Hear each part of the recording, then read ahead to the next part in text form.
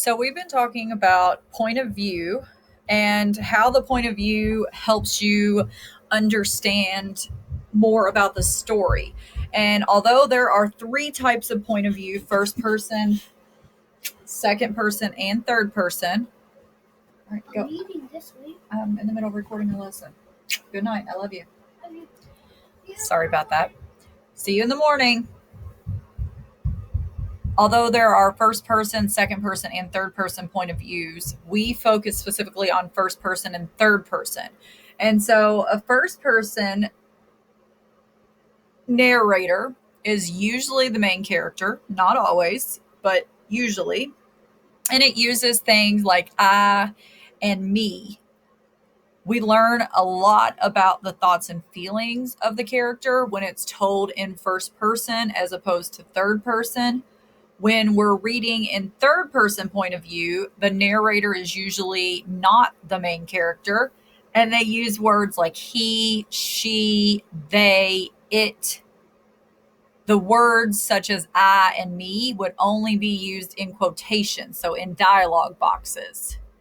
The reader does learn a little bit of the character's feelings, but only through what the narrator tells us, and when we have dialogue boxes that are explicitly stated about how the character is feeling, as opposed to reading in first person when we get the inner thoughts of the character.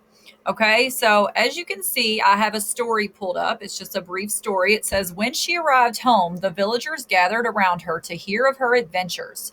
She told them the tales of what she had seen, heard, and eaten. Then she opened her bag to share the gifts given. The people rejoiced to receive these treasures. Through the generosity of others, the courage of Kazazi, the villagers again found the color, song, and dance in their lives. And so the spirit of celebration was restored to the village of Duluvu. So, what point of view is this told in? This is told in the third person point of view. We know that because it uses words like she, her. I'm trying to see if there's another one. So she and her. If I wanted to tell this story from her perspective, her point of view, and maybe give more detail about how she was feeling or what her inner thoughts were, then I could change this point of view if I wanted to. So I might change the story to say, when I arrived home, the villagers gathered around me to hear of my adventures.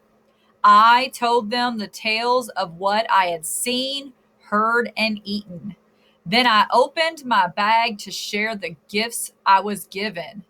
The people around me rejoiced to receive these treasures. Through the generosity of others and the courage of myself, the villagers again found the color, song, and dance in their lives.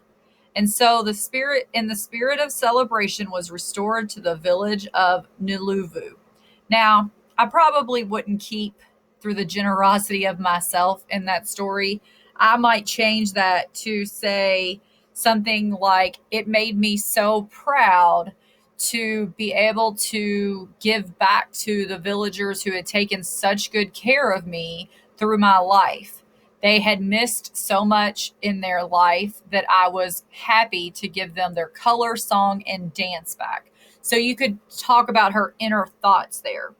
Okay. So just think about how the point of view, when it's told from a narrator's perspective or a third person perspective, it might look a lot different than if it's told in the first person perspective from the main character.